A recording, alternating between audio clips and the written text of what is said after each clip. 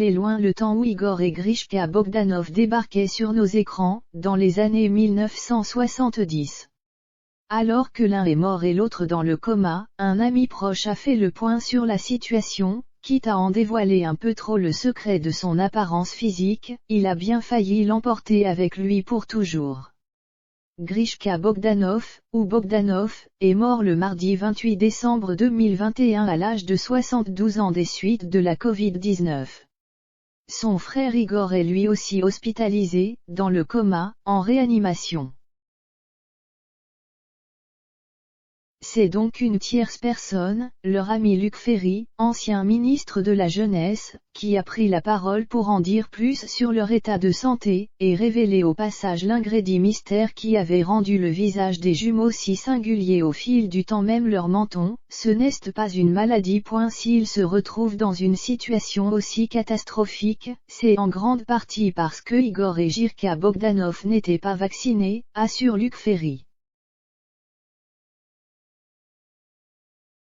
Sans être anti-vax pour autant, les anciens présentateurs de l'émission Temps X pensaient résister à la pandémie de manière naturelle. Étant très sportifs, sans un gramme de graisse, ils croyaient que le vaccin était plus dangereux, explique-t-il au journal Le Parisien. Ils ne tombaient jamais malades. Même leur menton, ce n'est pas une maladie. C'était juste du botox, ils me l'ont dit. Sauf qu'à 72 ans, le système immunitaire n'est plus aussi performant qu'avant. Quelle bêtise, mais quelle bêtise.